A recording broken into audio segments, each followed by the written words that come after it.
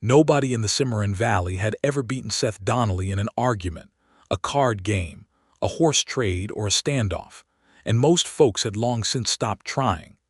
But the morning Inez Covington rode into Redemption Creek with nothing but a mule, a locked strongbox, and a jaw set like the prow of a warship, the whole town somehow knew, in the quiet way that thunderheads announce themselves on the horizon, that something was finally about to change.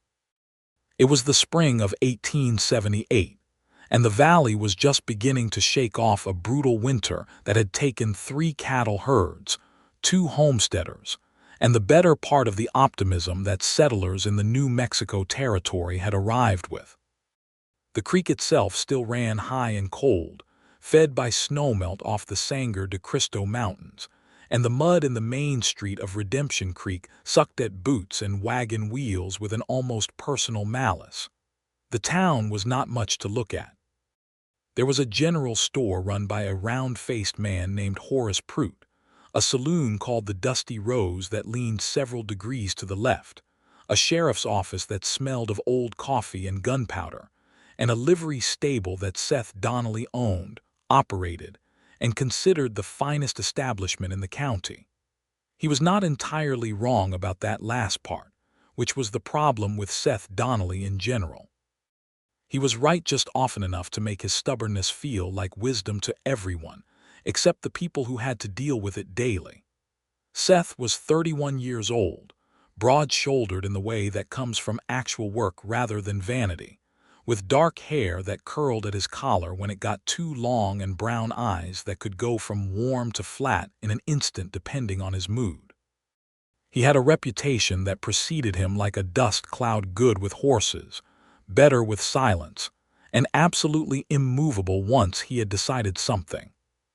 The people of Redemption Creek respected him deeply and found him frequently infuriating, which is the particular combination that tends to produce legendary stubbornness in a man. He had owned his livery for 6 years, ever since he had come up from Texas at 25 with $200, a gelding named Beaumont, and the kind of determination that has nowhere else to put itself.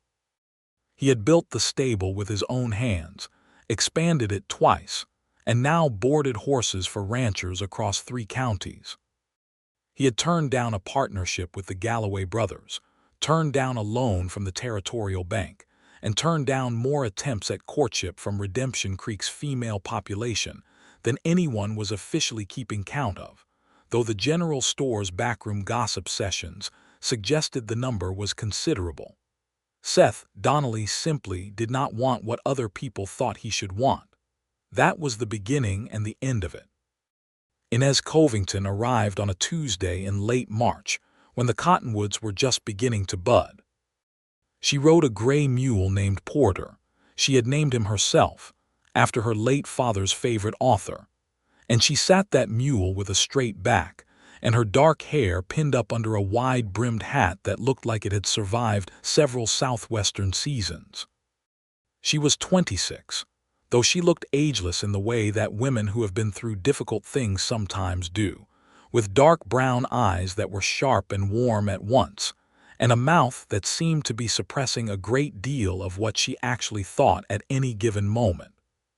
She wore practical clothes, a traveling dress of dark green wool and sturdy boots, and the locked strongbox was strapped across Porter's hindquarters with enough rope to secure a small building. She rode directly to the livery, which was the first building past the creek crossing, and she dismounted without help, which was the first thing Seth noticed about her from where he stood in the stable doorway, a curry comb in his hand, watching. The second thing he noticed was that her mule was favoring his left rear leg. She had noticed, too. She was already crouching behind Porter before Seth could say a word, lifting the hoof carefully, examining it with practiced hands. "Stone bruise," she said, not to Seth but to herself or possibly to the mule. 2-3 days of rest and it'll ease." "Maybe," Seth said. She looked up at him. Most people who arrived at the livery and found Seth Donnelly in the doorway immediately launched into some kind of explanation or greeting, because there was something about his stillness that made people feel they needed to fill it. Inez did not. She held his gaze for a moment, assessed him the way she had assessed the mule's hoof, directly and without sentiment, and then stood. "I need to board him for 3 days," she said. "Grain twice a day, clean water, and nobody rides him. Not for any reason. Not even if they pay." "I know how to run a stable," Seth said. "I don't know that yet," she said pleasantly. "Once I do, I'll stop specifying." He blinked. In his experience, people either deferred to him immediately in these matters or argued with him aggressively, and he had developed efficient responses for both categories. This was neither. He said the daily boarding rate, and she opened a small coin purse from her jacket pocket and counted out exactly the right amount without a word of negotiation. "There's a room at the boarding house?" she asked. "Mrs. Aldrich's up the main street, 3rd building on the left." "Thank you." She untied the strongbox from Porter's back with competent hands, tucked it under one arm, and led the mule toward him. He stepped aside and let her bring Porter into the stable. She chose a stall herself, the second from the end, on the east side, which happened to be the best stall, the one with the best drainage and the most light, and Seth watched her settle the mule in with the ease of someone who had done this 1,000 times. "You've worked with animals before," he said. "My father ran a horse operation in Colorado," she said. "I grew up in it." "What happened to it?" It was a direct question, possibly too direct, but Seth Donnelly had never bothered much with social delicacy. Inez looked at him again with that same frank assessment, decided something, and said simply, "He died. Last fall. Influenza." "I'm sorry," Seth said, and he meant it, which showed. She gave a small nod that acknowledged the condolence without inviting more. Then she picked up her strongbox, adjusted it under her arm, and walked out of the stable into the spring sunshine, heading toward Mrs. Aldrich's boarding house. And Seth Donnelly stood in the stable doorway and watched her go and felt something shift slightly in the settled geography of his interior world, like a stone rolling to a new position. He told himself it was nothing. He was frequently wrong about nothing. Inez had come to Redemption Creek for a specific reason, and that reason was land. Her father, William Covington, had purchased 160 acres in the Cimarron Valley 3 years before his death, under the terms of the Homestead Act, and he had planned to bring the family down from Colorado to work it once he had the Colorado operation sold and the money settled. He had never made it. The land had sat, and now Inez, his only surviving child, her mother had died when she was 12, and her brother Thomas had been killed in an accident with a timber team 2 years ago, had come to claim what was hers. She had the deed in the strongbox. She had her father's correspondence with the land office in the strongbox. She had $53 in cash, a letter of credit from a Colorado bank for a further $200, and a plan that was either ambitious or insane depending on who you asked, though Inez did not ask many people.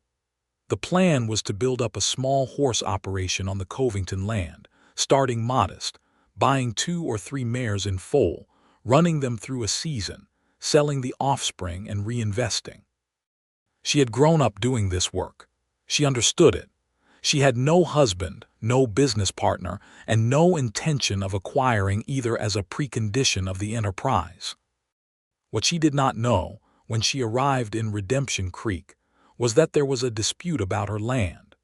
She found out the next morning when she went to the land office, which was housed in a back room of the sheriff's office, and introduced herself to the land agent, a thin man named Cornelius Fitch, who had the complexion of someone who spent most of his time indoors and the disposition to match. Fitch looked at her deed, looked at her, looked at the deed again, and said, in the tone of a man delivering news he privately found satisfying, "Miss Covington, there is a competing claim on that parcel." She kept her face very still. "What kind of competing claim?" "A grazing claim," Fitch said. "Filed by Seth Donnelly of this town 14 months ago.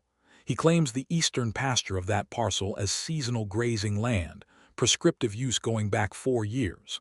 She was very quiet for a moment. "The land is deeded in my father's name and now mine," she said. "A grazing claim does not supersede a homestead deed." "That's a matter for the territorial court to determine," Fitch said. with the small satisfaction of a man who has successfully complicated someone's day. Mr. Donnelly has engaged a lawyer in Santa Fe. The matter is pending. Inez walked back to the stable with her strongbox under her arm, and her jaw set in the expression that the people of Redemption Creek would come to recognize over the following weeks as the one she wore when she was doing her most serious thinking. Seth was in the far stall working on a horse's foot when she came in. He looked up.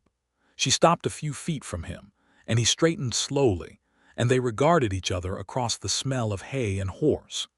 "You have a grazing claim on my land," she said. It was not a question. He met her eyes. "Your father never worked that eastern pasture. The grass was going to waste. I've been running my horses on it for 4 years.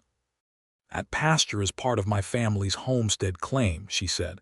"You filed that claim because you thought no one was ever going to come for it." "I filed it because I was using it," he said. "That's the definition of a prescriptive claim." "You knew there was a deed," she said. "It was registered with the land office. You knew someone owned it." "Someone who never showed up," he said. "I didn't know if they ever would." She looked at him for a long moment. "I'm here now," she said. "I can see that," he said. "I want that pasture back." "Then you can take it up with the territorial court in Santa Fe," he said, and there was not a trace of malice in his voice, which was somehow worse than if there had been. He was simply immovable, a stone wall dressed up in a man's clothing. "My lawyer has the case on calendar for August." "August," she repeated. "August," he confirmed. She nodded once precisely, turned on her heel, and walked back out into the morning. Seth watched her go again, and this time the thing that shifted in him was something closer to unease. She had not cried, had not raised her voice, had not made appeals to his decency or his sympathy. She had stated her position, received his answer, and left. He had had arguments with lawyers, with ranchers, with his own stubborn relatives, and not one of them had ever made him feel quite as uncomfortable as Inez Covington's calm. She went to see the sheriff, a steady man named Frank Orrell who had held the job for 8 years, and who had the philosophical outlook of someone who had seen approximately everything and been surprised by very little of it. She explained the situation. Orrell confirmed what Fitch had told her. He also, because he was an honest man, told her that the court in Santa Fe was backed up and that cases sometimes ran past their calendar dates by months. That August date might be November, might be the following spring. She thanked him, went back to Mrs. Aldrich's, and spent the afternoon at the small writing desk in her room composing a letter to the same lawyer in Santa Fe that Seth Donnelly had engaged, or rather to his rival in the same building, a practice she had heard about from a rancher's wife she had spoken with on the stage north, that in Santa Fe's legal community. The two most prominent territorial lawyers operated out of offices on the same street and took opposing sides of land disputes with some regularity. Her letter was precise, well-reasoned, and, Inez suspected, better written than most of what the lawyer received, because her father had educated her seriously and she had used that education. She then sat for a while at the window of her room and looked out at the main street of Redemption Creek and thought about Seth Donnelly. She thought about him the way she thought about most problems, systematically, without sentiment, trying to understand the shape of the thing before she decided how to approach it. He was not a villain. She had looked at him carefully enough to know that.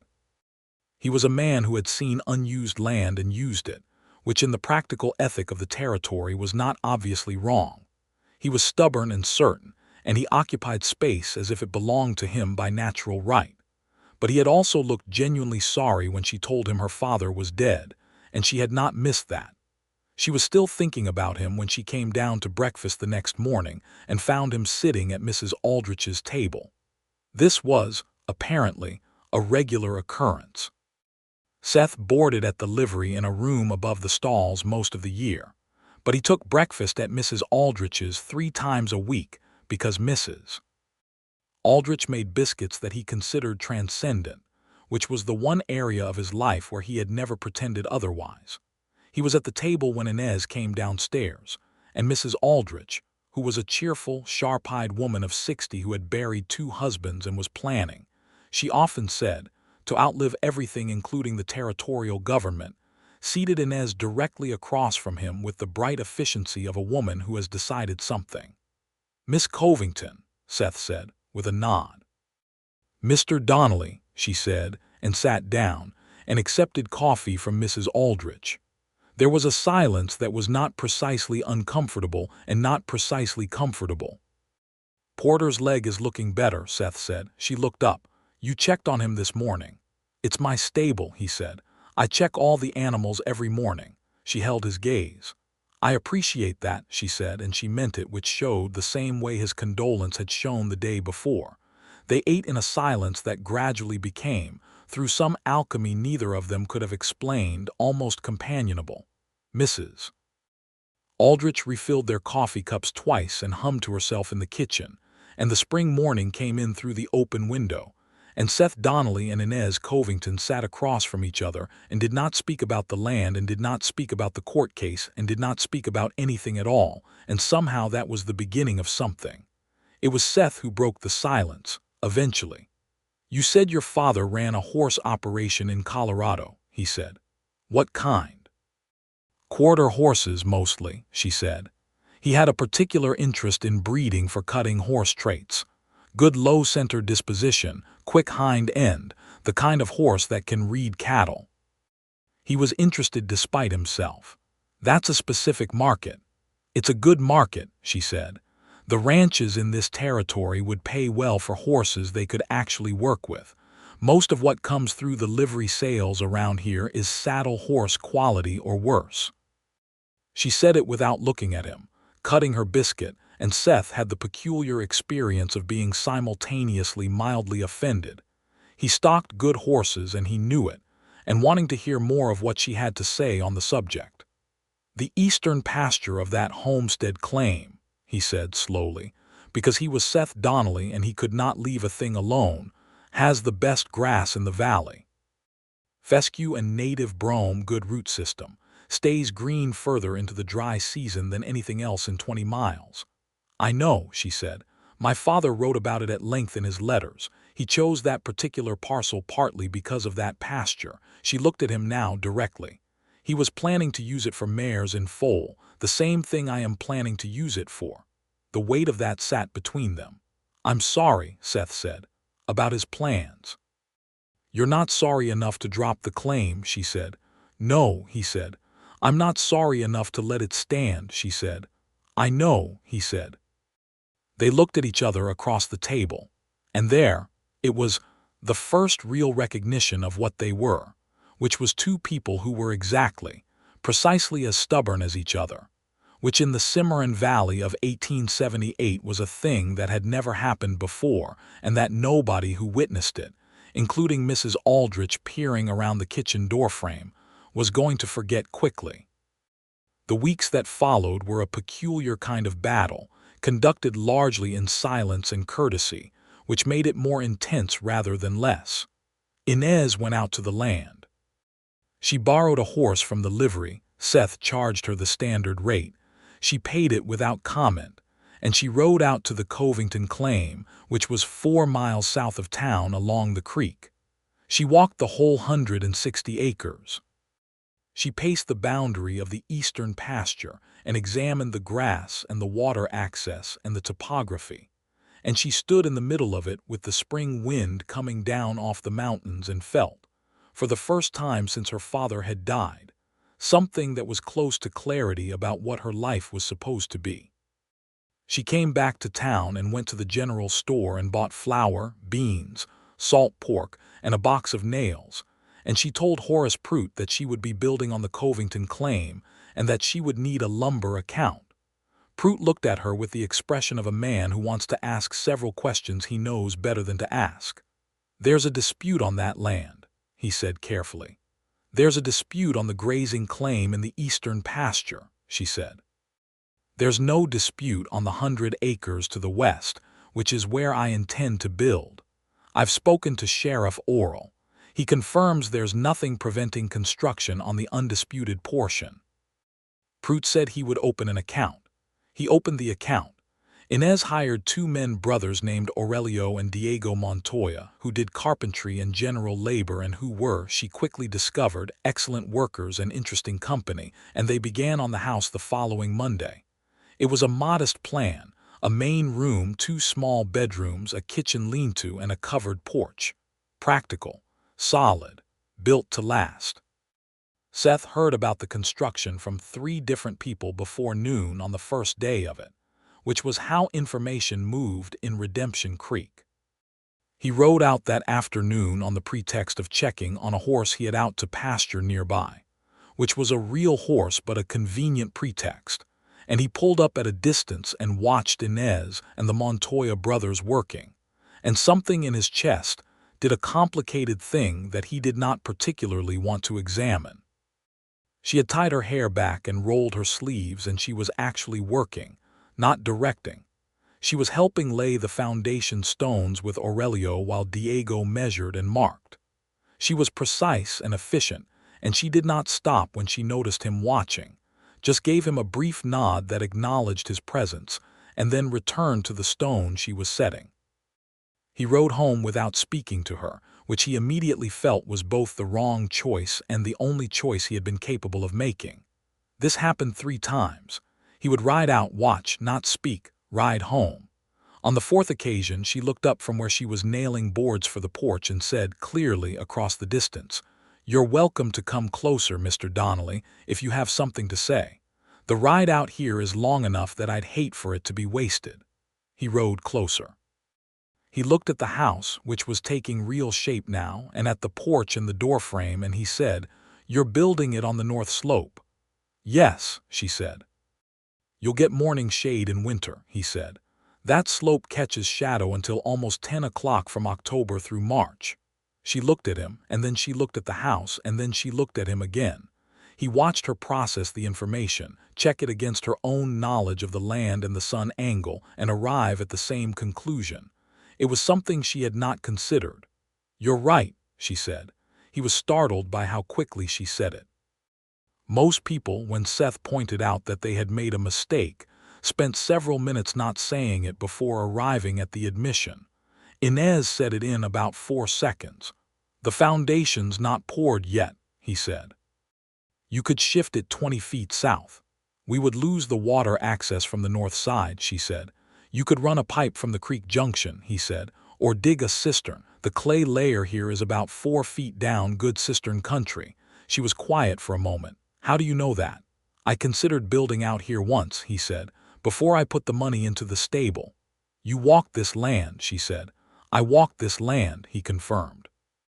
There was something in his voice that she heard, something that was almost an apology without being one, and she held it in her hands carefully for a moment like something that might break if pressed. "A cistern would be better long-term," she said, "less dependent on the creek level in a dry year." "Yes," he said. "Would you show me where you think the clay layer would be best for digging?" He dismounted. He walked with her across the slope, and they spent the next hour in a conversation about clay and water and sun angles and prevailing winds that was entirely practical, and also, somehow, the most intimate conversation either of them had had in years, because they were both people who lived in the deep interior of their own competence and rarely found anyone who could follow them there. The Montoya brothers watched this from the framing of the house and exchanged a look that required no words. Seth started coming out to the claim most days after that. He told himself he was keeping an eye on the construction because of the grazing claim situation, which was a lie he maintained with impressive consistency. He would arrive mid-morning, usually with something useful, a piece of hardware he had happened to have at the stable, or information about where to source good lumber cheaper, or once a load of hay bales that he said he was redistributing anyway. Inez accepted all of this without excessive gratitude and without suspicion, which was exactly the right response, because excessive gratitude would have made him uncomfortable and suspicion would have put his back up. What she did instead was talk to him. Not small talk, not the polite fencing of strangers. She talked to him the way she had talked to her father, directly and substantively, about horses and land and water and weather, and the particular challenges of building something from nothing in a territory that was still figuring out its own laws. And Seth, who had spent 6 years in Redemption Creek being respected and kept at a comfortable distance by nearly everyone, found himself talking back. He told her about the horses he was breeding, the line he was trying to establish from a thoroughbred mare he had bought in Albuquerque crossed with a compact, hardy local stallion. He told her about the problems he had with the territorial grazing regulations, which were inconsistently applied and poorly written. He told her about his family in Texas, a mother still living, 2 sisters he sent money to when things were good, a father who had died at Gettysburg before Seth was old enough to remember him clearly.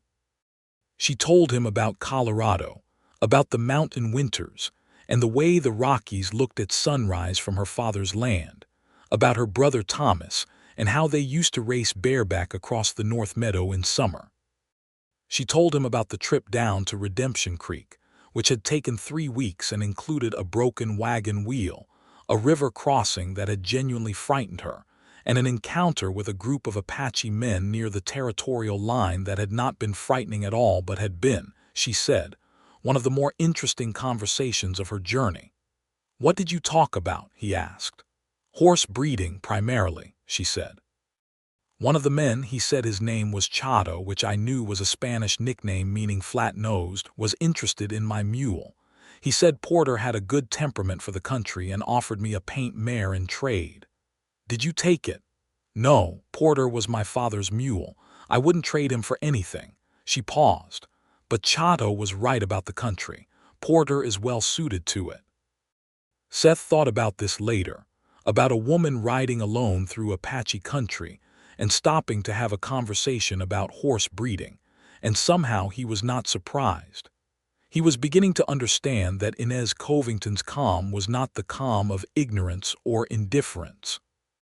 It was the calm of a person who had looked hard at the world, understood its actual dangers, and decided to deal with them honestly rather than run from them.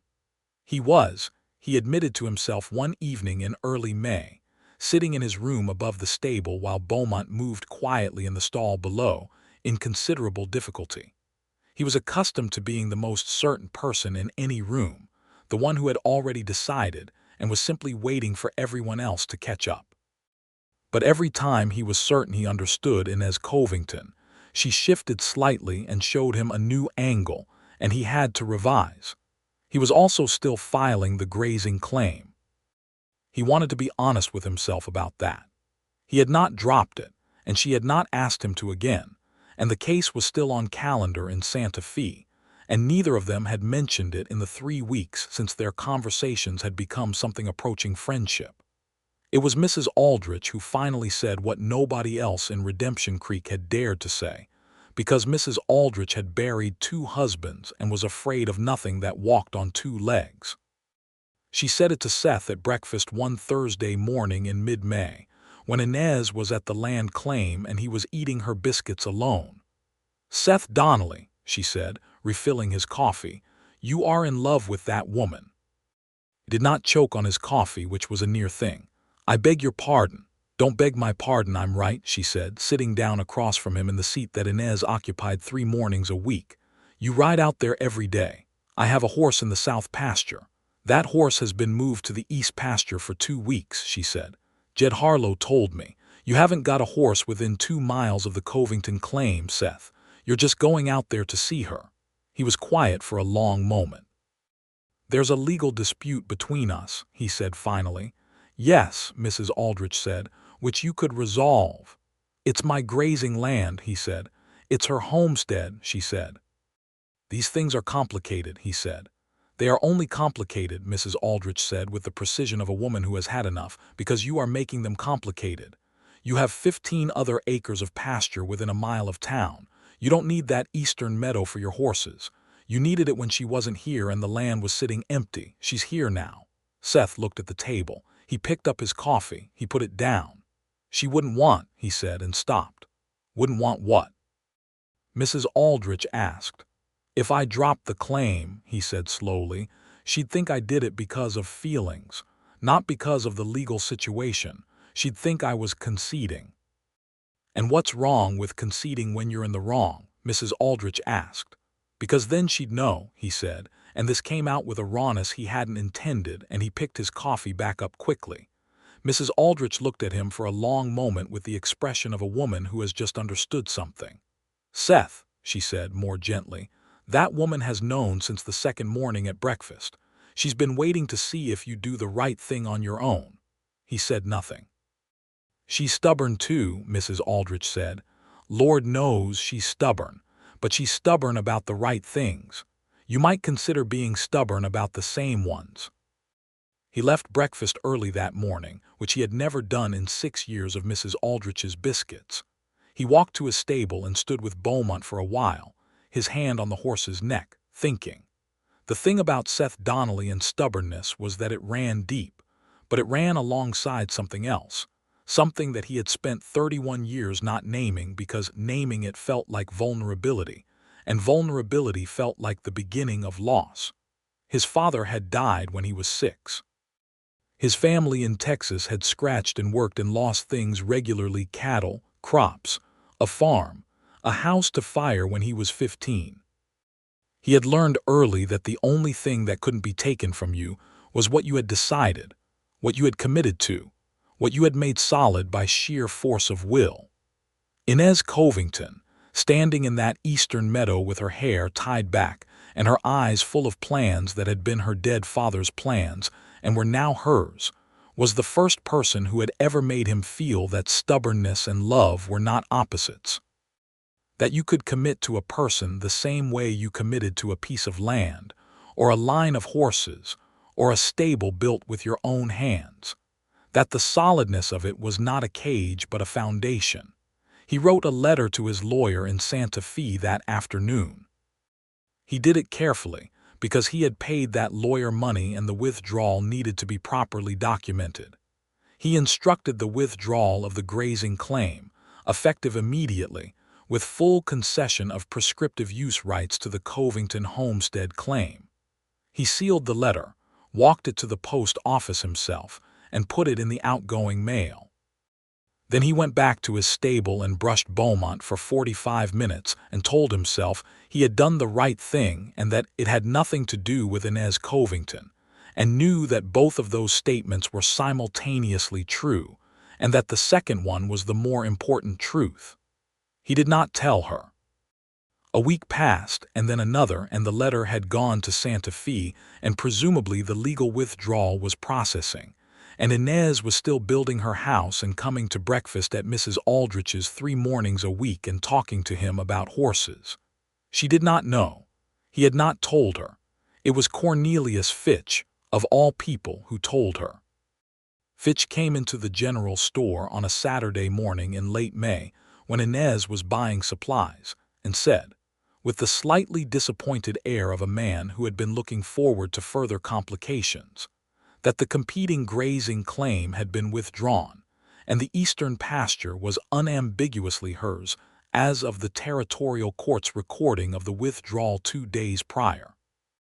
Inez stood very still in the middle of Horace Prute's general store with a 5-pound sack of flour under one arm and said nothing for a moment.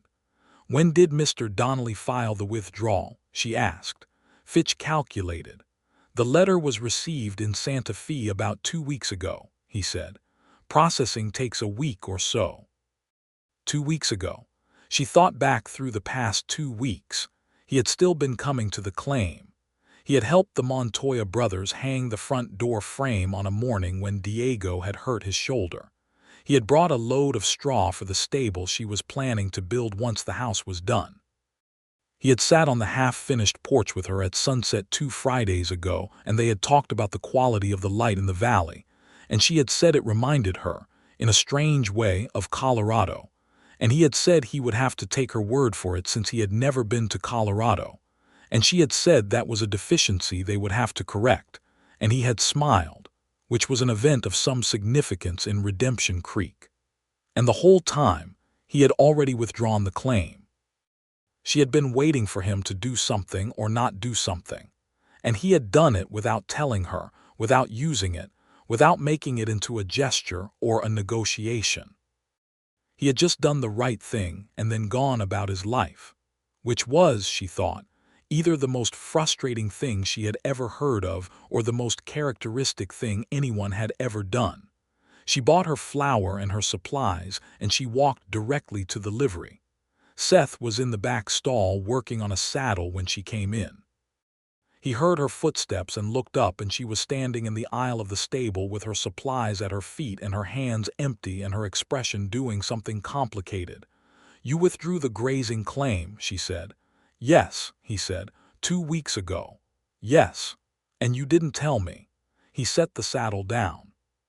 He stood up, brushing leather oil from his hands. "The land's yours," he said. "It was always yours. I should have filed that claim against an empty parcel without a deed, but I did it when I thought no one was coming. When you came, I was wrong to hold it." She looked at him for a long moment. "Why didn't you tell me?" He met her eyes. "Because if I told you, you'd think it was about something else, and it would have been about something else. And I wanted it to be the right thing first, and the something else second, if that makes any sense." The stable was quiet around them. One of the horses shifted in his stall. The spring afternoon was warm and gold, coming in through the wide stable doors. "It makes sense," she said. "It is possibly the most Seth Donnelly thing I have ever heard, but it makes sense." He looked at her with something that might have been relief or hope or both. "I don't know what that means," he said. "It means," she said, "that you do things right, but you do them sideways, and I am going to find that extremely trying for the rest of my life." He went very still. "The rest of your life," he repeated. "I am staying," she said. "I am building. I am going to start with 2 mares in foal and build a horse operation, and I am going to use that eastern pasture exactly the way my father planned. And you are going to be my neighbor, Seth Donnelly, and I suspect a considerable amount of my time is going to be occupied by you whether I intend it or not." He stepped toward her, 1 step, and the distance between them was now something that mattered in a way that distances had not mattered to Seth Donnelly in a very long time. "I would like," he said carefully, "to be considerably more than your neighbor." She looked up at him with those dark, sharp, warm eyes. "I know," she said. "I have known since the second morning at breakfast." He made a sound that was almost a laugh. "Mrs. Aldrich," he said. "Mrs. Aldrich," she confirmed. He reached out and took her hand, which was the first time he had touched her deliberately, and it was warm and capable and calloused from the work of building, and she did not pull it back. They stood like that in the aisle of the livery stable in the gold of the May afternoon, and it was not a dramatic moment, not the kind of thing that could be painted or made into a story. It was just 2 very stubborn people arriving at the same place at the same time, which was its own kind of miracle. "You should see the eastern pasture now," she said, after a moment. "The grass is extraordinary this time of year." "I know," he said. "I've been running my horses on it for 4 years." She laughed, and it was the first time he had heard her laugh like that, fully and without restraint, and it was the best sound the Cimarron Valley had produced in recent memory. The summer of 1878 was a good summer. Not easy, nothing in the territory was easy but good. Inez moved into the house at the end of June.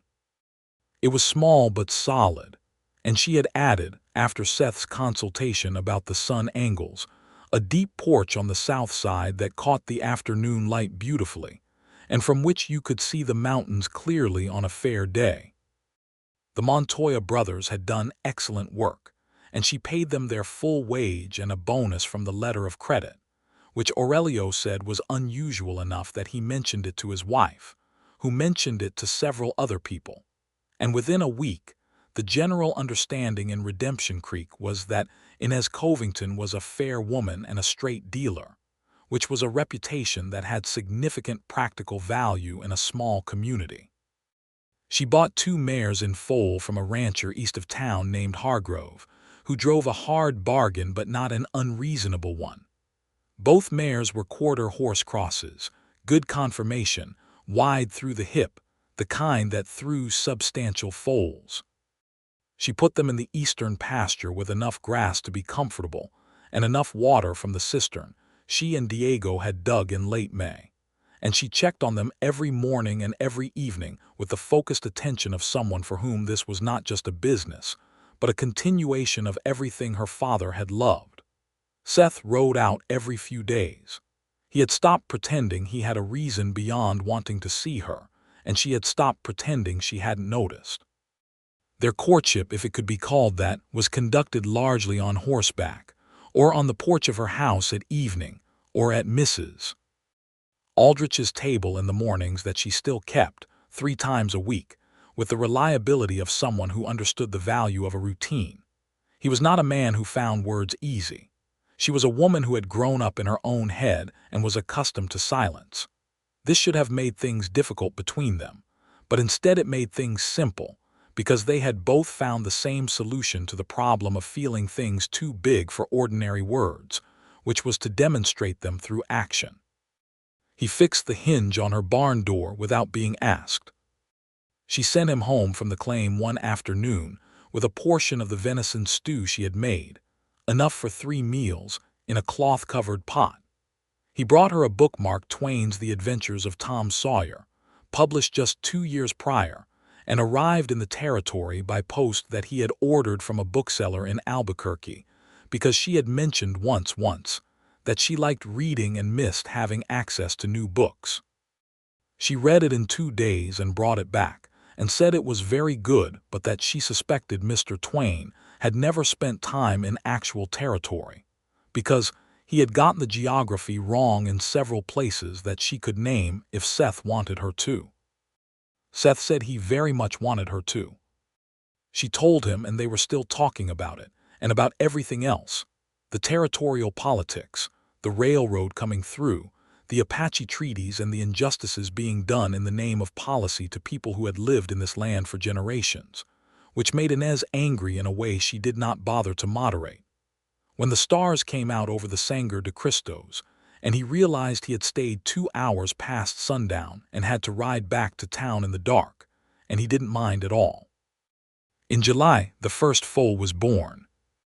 Inez was there for it, of course, crouched in the corner of the stall with a lantern, and she had sent for Seth not because she needed help but because she wanted to share it. He arrived at midnight, having ridden out the moment Aurelio, who had been sleeping in the linta that served as a temporary bunkhouse, came to town with the message. The foal was a colt, dark brown with a white star on his face, and he was on his feet within the hour and nursing steadily, and Inez sat on the stable floor in the straw with her arms around her knees and watched him, and Seth sat beside her, their shoulders almost touching, and neither of them said anything for a long time. "My father would have loved him," she said finally. "Yes," Seth said, because there was no better answer than that. "I am going to name him William," she said. He nodded. He looked at the foal and at the mare and at Inez's face in the lantern light, the tiredness and the joy together in it, and he made a decision that he had been approaching slowly for several weeks from the careful, sideways angle that was his nature. "I would like to ask your opinion on something," he said. She looked at him. "All right." "I have been considering," he said slowly, "whether the stable in town would benefit from a breeding program. A structured one, not just opportunistic, a planned bloodline. It would require capital and space that I don't currently have committed to it, but the market for well-bred working horses in this territory is growing." She was quiet for a moment. "That's not a question," she said. "I know," he said. "I'm getting to the question." "All right," she said.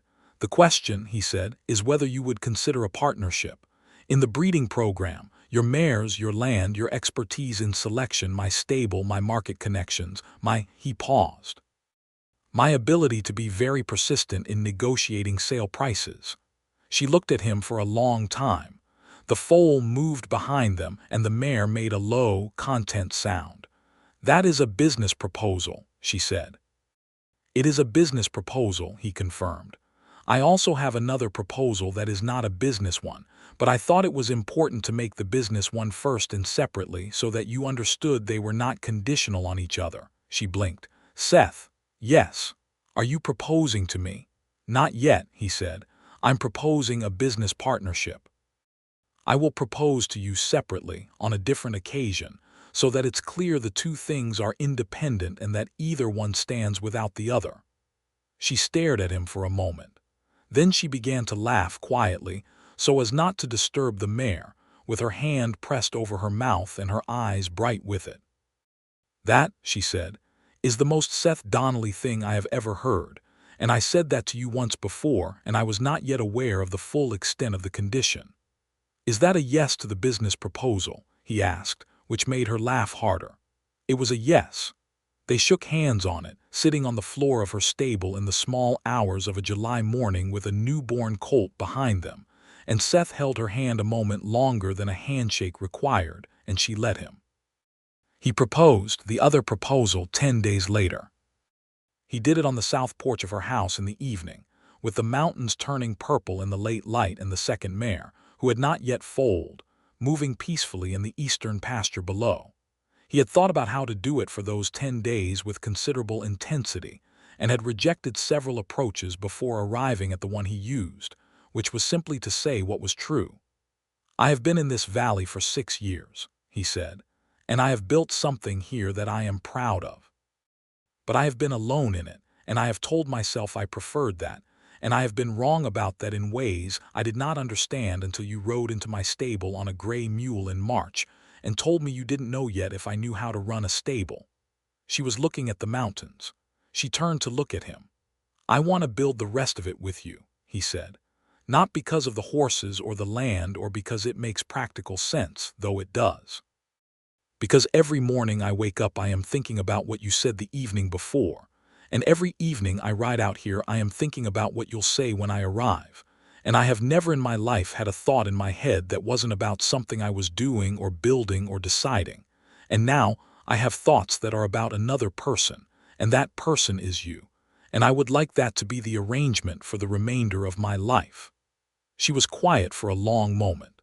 The evening was very still. "Seth Donnelly," she said, "you are the most stubborn man I have ever met." "I know," he said. "You are also," she said, "the most honest one. And I have decided that in a man, these two things together are worth more than a great many other things." "Is that a yes?" he asked. "It is absolutely a yes," she said. He stood up and she stood, and he kissed her for the first time on the porch of the house she had built on her father's land, with the mountains at their backs and the sky going deep blue and the horses in the pasture below. And it was the kind of kiss that meant something had been decided, something permanent and intentional, which was exactly the kind of thing Seth Donnelly put his whole self into. They were married in September of 1878, in the small church that Redemption Creek had built the previous year, in a ceremony that was brief because they had both requested brief, and Reverend Calhoun, who had learned in 3 years of frontier ministry not to argue with people about the length of their own weddings, had obliged. Mrs. Aldrich cried, which she later denied. The Montoya brothers came, and Horace Prout and Sheriff Orrell, and most of the town, because it was Redemption Creek and there were not that many events to break the season. Inez wore a dress she had ordered from a seamstress in Santa Fe, a deep blue that was practical enough to be worn again and beautiful enough to be remembered. Seth wore his best jacket and clean boots and looked, several people remarked later, like a man who had just won something significant and was trying not to show how surprised he was. He moved out to the claim. The room above the stable in town was given over to a young man named Caleb Prout, Horace's nephew, who was learning the livery trade and who Seth had decided was capable enough to handle the day-to-day operation, while Seth made the ride into town each morning to oversee. It was a 4-mile ride, and he made it every day, and did not consider it a hardship. The partnership they had agreed to in the stable by handshake was formalized on paper in October.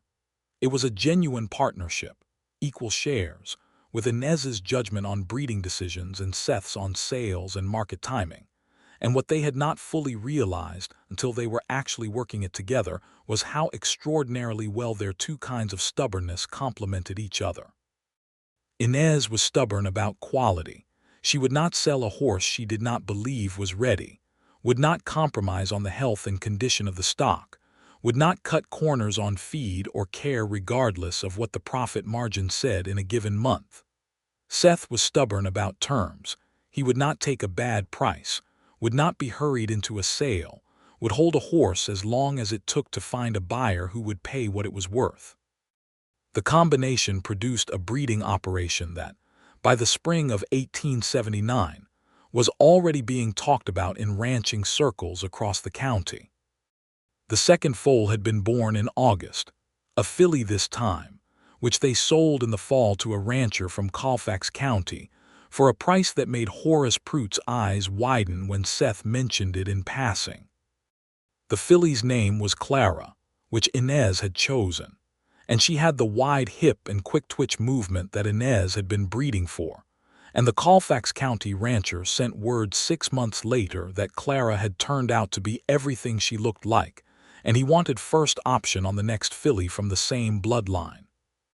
By the winter of 1879, they had 4 mares on the place and a young stallion that Seth had sourced from a breeder in Texas, a compact, close-coupled bay with impeccable manners and the deep chest that passed on well.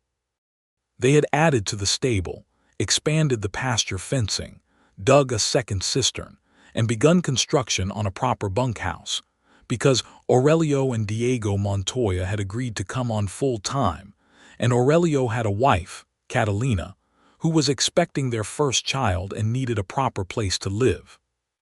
The first winter in the house, Inez discovered that Seth Donnelly, who was immovable on essentially every topic that mattered in public life, was in private a man of considerable warmth and unexpected patience.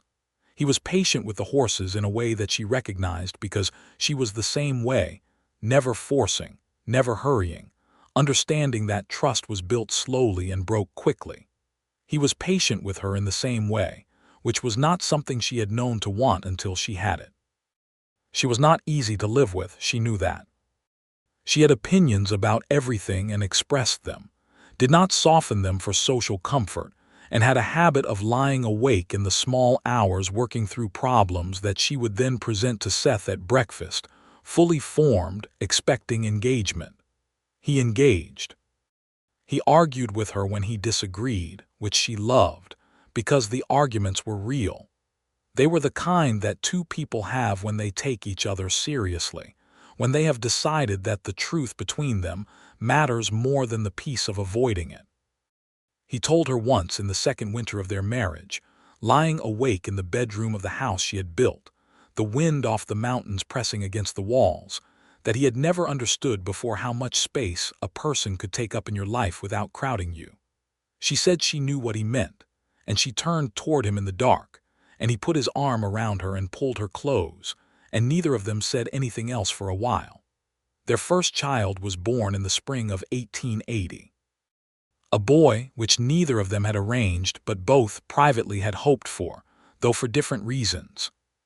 He arrived on a March morning with a voice that announced his opinions immediately and a head of dark hair that was going to be Seth's, and a stubbornness of spirit that was going to be both of theirs combined, which Inez noted from approximately the first hour and found extremely just. They named him William Thomas Donnelly, William for her father, Thomas for her brother, Donnelly because he was Seth's in the way that could be named and Inez's in the way that could not be fully measured. Seth held his son for the first time with the look of a man who has just realized that there is a category of vulnerability he has been unprepared for, the kind that does not resolve into strength but simply opens and stays open, and that this is not a weakness but the only true form of courage. Inez watched him from the bed where she had delivered her son into the hands of the midwife Mrs. Reyes, who had ridden out from town, and she thought that she had never in her life loved anyone as unreservedly as she loved Seth Donnelly at that particular moment, and she had not believed before that morning that she was capable of loving anything unreservedly, because she had always kept a little part of herself back, a small held portion, because everything she had loved had eventually been taken from her. But Seth had not been taken. He was there. He was as immovable as the mountains outside the window, as the land they had built their life on, and Inez Covington, who had been the most self-sufficient woman in the Cimarron Valley from the day she arrived, felt the small held-back portion of herself release and let herself be loved fully, which was harder and better than anything else she had ever done.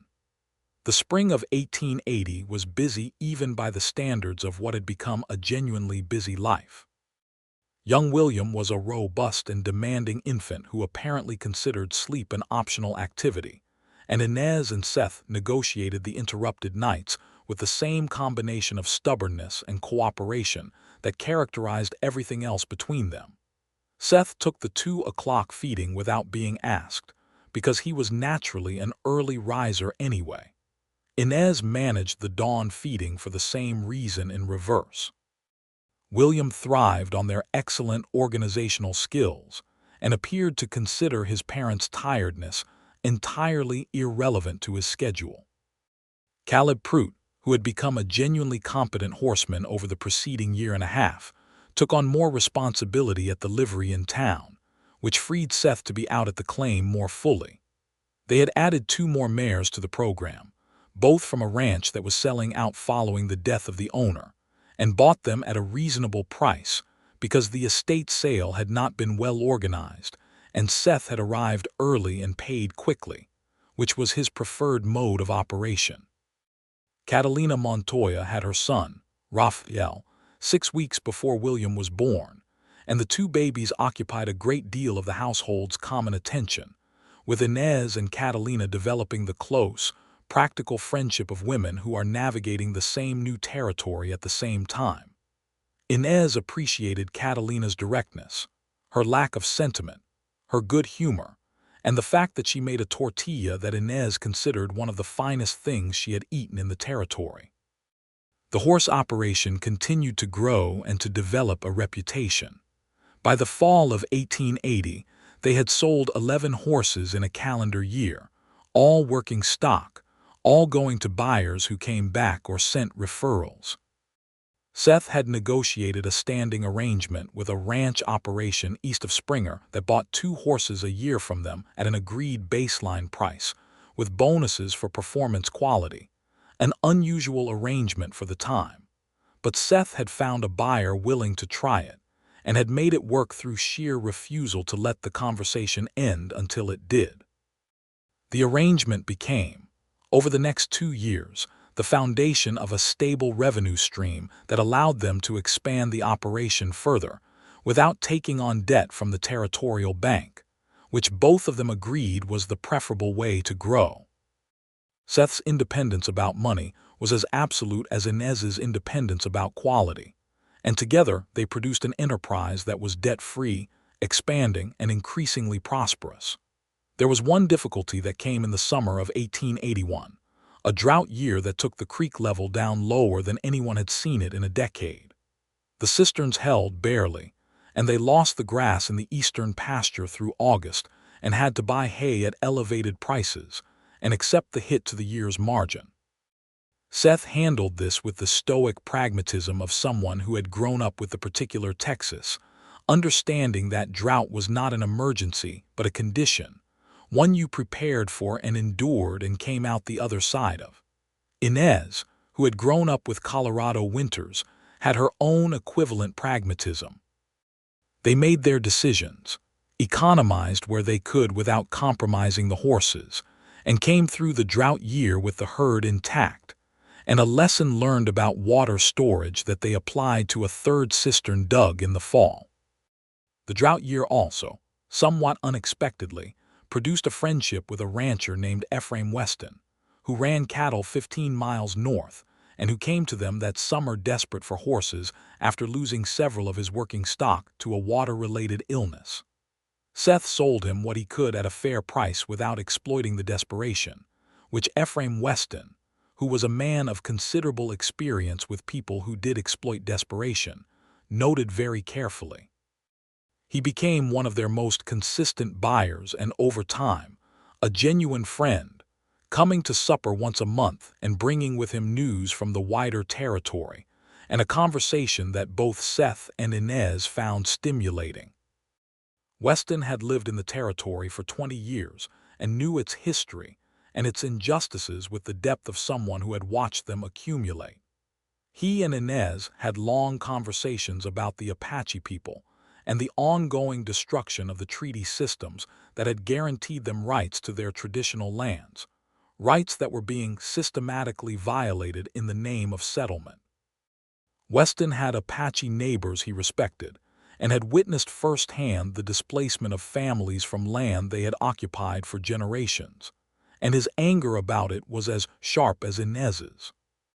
Seth, who was less given to political speech, but not less feeling, listened and added his weight to the conversation at the moments where it mattered most.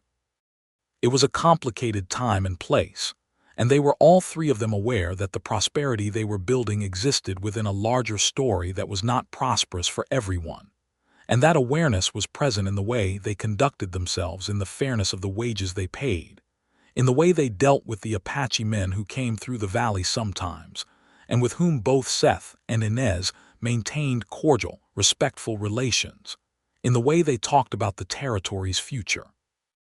In the spring of 1882, Inez discovered she was expecting their second child. She told Seth at breakfast.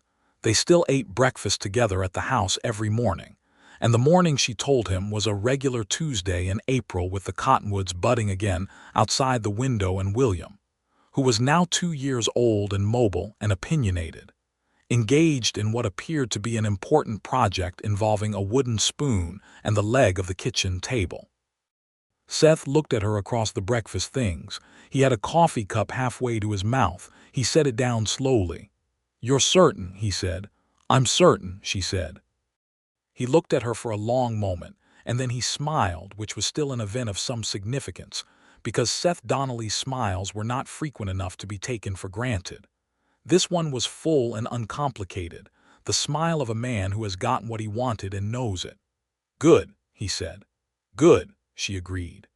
William banged the wooden spoon on the table leg with evident satisfaction, as if he had heard and approved the news.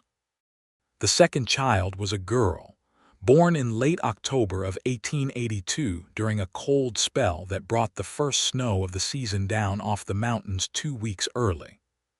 She arrived in the evening, and she was small and fierce and had Inez's eyes from the first hour, which was either a gift or a warning depending on how you looked at it. And Seth, who had learned in 2 years of fatherhood that the correct response to a child who took after her mother was profound respect and strategic flexibility, looked at his daughter and said, "She's going to be trouble." "She's going to be wonderful," Inez said. "Both," Seth said. They named her Eleanor after no one in particular, because they both liked it and it seemed to fit her face, and she was called Ellie from the first day except by Seth, who called her Eleanor when she was doing something particularly characteristic, which was often. The next years had the quality of richness that comes when the foundations are solid.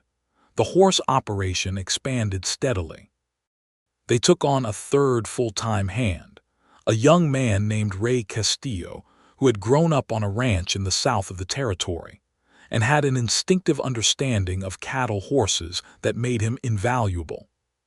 Caleb Pruitt purchased the livery operation in town from Seth in 1883, a transaction that Seth had been planning for 2 years and that Caleb had been hoping for without daring to say so, and Seth reinvested that capital directly into the breeding program at the claim.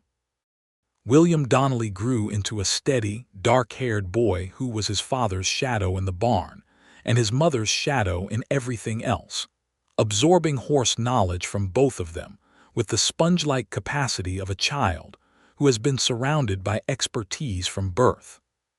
He was quiet and watchful and stubborn in exactly the combined way that both his parents were, which produced a child who was very hard to redirect but very reliable once he had set his course, which his teacher at the new schoolhouse in Redemption Creek reported as a mixed blessing. Eleanor was, as Seth had predicted, both trouble and wonderful in equal measure. She was 4 years old and already opinionated about horses in a way that outpaced her physical ability to act on those opinions, which produced regular friction with the animals and with her parents, and total delight in everyone else who witnessed it. She had Inez's directness and Seth's immobility, and some additional quality that seemed to be entirely her own, which was a talent for finding the essential truth of a situation and announcing it in public, which made her simultaneously embarrassing and instructive to be around. In the spring of 1884, Seth and Inez rode out one morning without the children. Mrs. Montoya was minding William and Alina, and they rode the whole boundary of the claim together, which they had not done since the early months of their marriage. 6 years of work had changed the land. The house was larger now, a second bedroom added and the kitchen properly expanded. The stable was substantial. The fencing was good, straight, maintained with the regularity that Seth considered a moral obligation. The eastern pasture, Inez's eastern pasture, was green with the spring grass and 6 mares were grazing in it, the product of their breeding program. And across the valley the mountains were white-capped still and the sky was the pure deep blue of a clear spring day in New Mexico. They stopped at the top of the south rise and looked at it together. "My father would have stood here," she said. "Yes," Seth said. "He would have liked what you've done with it," she said. "What we've done," he said. She looked at him sideways. He was watching the horses in the eastern pasture with the quiet satisfaction of a man who has worked toward something for years and can see it plainly. His hair was longer than he kept it, and he needed a haircut, and there were lines at the corners of his eyes that had not been there 6 years ago, and she had watched them appear and had found each one of them entirely welcome. "I want to tell you something," she said. He turned to look at her. "When I rode into Redemption Creek in March of 1878, she said, "I was entirely certain that I did not need anyone. I had a plan and a mule and my father's deed, and I was going to build what he had planned, and I was going to do it alone, and I had worked myself into that certainty so thoroughly that I had stopped being aware it was a choice rather than a fact." He was listening very carefully, the way Seth Donnelly listened to things that mattered. "You were the first person," she said, "who was stubborn enough to not be discouraged by mine. Everyone else either deferred or argued in the wrong way, the way that's really just asking to be agreed with. You argued back, really argued. And you were wrong about the grazing claim, and you were right about the sun angle, and you were wrong about whether I could manage the construction, and you were right about the cistern. And at some point in all of that arguing I realized I had been alone for 4 years, genuinely alone since Thomas died, and I had not known what I was missing until you." He said nothing. His hands were quiet on the reins. "So I wanted to tell you that," she said, "in case it was not entirely clear." He reached out across the space between their horses and took her hand, his large hand closing around hers the way it had in the livery stable all those years ago, on the afternoon when she came to tell him about the withdrawn claim. "It was clear," he said. "It's been clear every day." "Good," she said. "I prefer things to be clear." "I know," he said. "I am aware that you prefer things to be clear. It is one of the approximately 40 things I love about you." She raised an eyebrow. 40. "At least 40, he said. "I have not made a complete inventory." "You should," she said. "I would like to see the inventory." He almost laughed. "I'll work on it tonight." They rode down the rise together into the morning, and the mares in the eastern pasture raised their heads as they passed and then went back to grazing, and the mountains stood white and certain above the valley, and Redemption Creek lay 4 miles north with its church and its store and its crooked saloon and Mrs. Aldrich's boarding house, and everything that Seth Donnelly had built alone before Inez arrived, and everything that Inez Covington had planned with her father's letters and her father's deed was now a single thing. Woven together, permanent in the way that only the things you build with your whole self ever are. There was a third child, a boy they named James, born in 1886 when William was 6 and Alina was 3. James was an entirely different creature from either of his older siblings, relaxed, sunny, given to laughter in a way that neither Seth nor Inez was by temperament, which made him a complete mystery and a daily delight to both his parents, who had produced this cheerful, easygoing child through some genetic mechanism they could not account for and were grateful for. By the time James was toddling around the stable yard with a proprietary attitude toward the barn cats, The Donnelly horse operation was the most respected breeding establishment in the Cimarron Valley and possibly in the county. They had a waiting list for their foals 2 years out. They had placed horses with ranches in Colorado, in Kansas, in Texas, in Arizona. A buyer had come from as far as Denver to look at a particular stallion Seth had raised from a colt, a large bay named Reckoning, who had the combination of intelligence and working disposition that was becoming the hallmark of the Donnelly line. Seth had turned down 3 offers to sell the operation and expand it into a larger commercial enterprise, because the expansion offers all involved outside capital and outside partners, and Seth Donnelly did not do business with outside partners. Inez had agreed with this position, not because she shared his instinctive recoil from outside capital. She was more pragmatic about it than he was, but because she had looked at every offer and found each one insufficiently respectful of the breeding philosophy that made their horses what they were.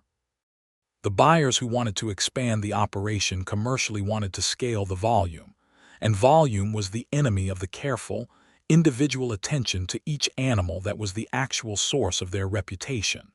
So they stayed the size they were, and they grew it slowly with their own capital, and they were content, which is not a word that adequately describes what they were but is the closest word that does not tip into sentimentality. Redemption Creek grew around them. The railroad came through in 1885, closer to Springer than to their town, but close enough to matter for commerce. The territorial population increased. A new school was built properly, with 2 rooms and a qualified teacher who had come out from Missouri. Mrs. Aldrich's boarding house became Mrs. Aldrich's hotel, which was a development that Mrs. Aldrich announced with appropriate satisfaction and celebrated with a dinner to which Seth and Inez were specifically invited, and at which she told Seth in front of everyone that she had known in the spring of 1878 that those 2 were going to end up together, and that she expected credit for it. And Seth said that she had his complete credit and his eternal gratitude, which he meant. And Inez took his hand under the table and held it. William Donnelly, at 8 years old, began learning the breeding records in earnest, sitting with his mother at the kitchen table in the evenings, and going through the bloodline documentation with a seriousness that was both admirable and slightly alarming in a child. He already knew more about the conformation characteristics of their breeding stallion than most adult horsemen in the county. Inez taught him with the same directness she applied to everything, not simplifying, not patronizing, trusting him to rise to the material, which he did. Eleanor, at 5, had decided she was primarily interested in the horses' personalities rather than their bloodlines, which meant she spent a great deal of time in the paddock talking to individual animals and forming opinions about them that were, Seth admitted privately to Inez, frequently accurate. She had told him that the new roan gelding he had bought as a resale project was mishandled in its past and needed patience rather than correction, and Seth had spent 2 weeks proving her right, which he reported to Inez with an expression that was something between impressed and alarmed. "She gets it from you," he said. "She gets the horse reading from you," Inez said. "She gets the certainty about it from me. That combination is going to be extremely difficult to argue with," he said. "You'll manage," she said. "You've had practice." James, at 2, got into the grain bins twice in 1 week and seemed to consider this an achievement worth repeating. Ray Castillo built him a small wooden horse that he dragged everywhere for the next 6 months and named Biscuit, which everyone found extremely appropriate given his personality. The winter of 1887 was cold and long but not brutal, and the spring that followed it was the best in years. Enough rain, enough sun, the grass coming in thick and green across the eastern pasture that was entirely, unambiguously, permanently Inez's. The 4 horses that foaled that spring were the best-looking group they had produced to date, 2 colts and 2 fillies, and Inez stood at the pasture fence on a May morning and looked at them and felt something that was too large for any ordinary word, and so she did not use one, just stood there. And Seth came out of the stable behind her and stood beside her with his coffee cup, and he looked at what she was looking at, and he understood without needing it explained. "Your father would have stood here," he said, which was what she had said to him 3 years ago on the South Rise, and she recognized it and felt it land exactly where he had aimed it. "Yes," she said. "And he would have been proud of it," Seth said, "not just of the horses." She looked up at him. He was watching the foals with the quiet satisfaction that was his version of joy, the version that did not announce itself but was completely legible once you knew how to read him, and she knew how to read him as well as she had ever known any living thing. "Of all of it," Seth said. She put her arm through his and leaned into his shoulder, which was still as solid as it had ever been. And they stood at the fence while the foals moved in the spring morning, and William's voice came from the stable behind them. He was asking Ray Castillo about something in his serious, 8-year-old way, and a leaner appeared around the corner of the fence with a halter that was too big for her and an expression of absolute purpose. Because she had decided she was going to halter break the big chestnut filly herself, and had come to do it, and James was somewhere in the barn doing something that should probably be checked on. Inez felt Seth's arm tighten slightly around hers, that small reflexive pull that meant he was paying attention to something, and she knew without looking that he was watching a leaner with the halter. "She's going to be fine," Inez said. "She knows that filly's temperament." "I know," Seth said. "I'm going to watch from here just in case." "So am I," she said. They stood together and watched their stubborn, certain daughter approach the chestnut filly, with the kind of calm that could only come from genuinely believing that nothing was going to go wrong. And the filly tossed her head once and then stood, and a leaner talked to her in a low, patient voice, and after several minutes had the halter on her and was leading her in a small circle with the triumphant composure of someone who has done exactly what they said they were going to do. Seth made a sound beside her that was not quite a laugh and was close to one. "She's going to be extraordinary," he said. "I know," Inez said. "So is William. So is James, in whatever direction he eventually decides. They're going to take this place somewhere we can't see from here," he said, meaning the operation, the claim, the whole structure they had built. "That's the point," she said. He looked at her. After almost 9 years of marriage, the look he gave her still had the quality it had had in the livery stable on that May afternoon, the look of a man who is newly surprised by something he already knew, who keeps arriving at the same knowledge as if for the first time and finds each arrival as interesting as the first. "You know," he said, "when you rode into my stable in March of 1878, I thought within about 4 minutes that you were the most capable woman I had ever encountered and the most infuriating person I had ever met." "That's a very accurate assessment of me," she said. "It still is," he said. "Both parts." "Yes," she said. "I would not change a single thing," he said. She looked up at him with the dark, sharp, warm eyes that had not changed, that read him as easily as she read a horse's disposition, that saw through the stubbornness to everything underneath it, and had never once been frightened by what was there. "Neither would I," she said, "except possibly the grazing claim." "You could have let that go a bit faster." "I have been told," he said. "Mrs. Aldrich told you," she said. "Mrs. Aldrich told me," he confirmed. "She gets credit," Inez said. "Complete credit," Seth said. "Eternal gratitude." They stood at the fence in the spring morning of 1887 in the Cimarron Valley of New Mexico Territory, and the horses moved in the eastern pasture that her father had planned for and that Seth had claimed and then returned, and their children were in the barn and in the paddock, and the mountains were still white at their peaks, and the creek ran clear, and the cottonwoods were fully leafed, and the broom grass along the fence line was coming in strong, and it was all, every inch and hour of it, exactly what it was supposed to be. Seth Donnelly had been the most stubborn man in the valley. He still was. He always would be. But Inez Covington had outstubborned him once, on the single most important question, and that had turned out to be more than enough. It had turned out to be everything.